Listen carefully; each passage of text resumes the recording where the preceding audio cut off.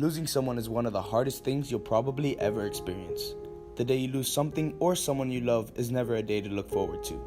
Unfortunately, Brandon Tapia, one of the students leading the broadcasting magnet in his high school, recently lost his grandmother.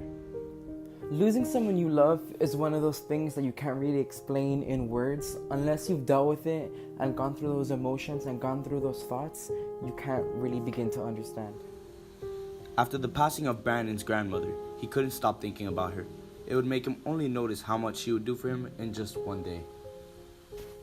My grandmother did a lot around the house. She would cook, she would clean, but when it was time for her to relax, she would go on the sofa, sit down, and she could not be bothered.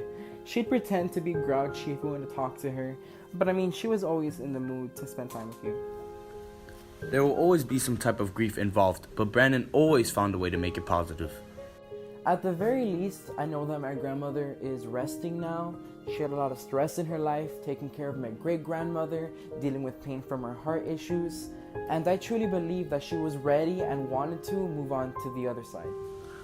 When a loved one passes away, there is always something very valuable learned from it. The biggest lesson I've learned is that sometimes you don't get a second chance and to make the most out of everything you do. There was a picture we took a couple years prior to her passing away, where it was my parents, my grandmother, and I, and we were all supposed to be wearing the same shirt and the same shorts, and even though I had the same shirt as them, I had different color shorts, and it just bothered me every single day, and I'd always tell my grandmother, we're gonna take it again, and unfortunately, we're never gonna be able to fix that picture, and every time I look at it, it serves as a reminder just to make the most out of everything I do every single day.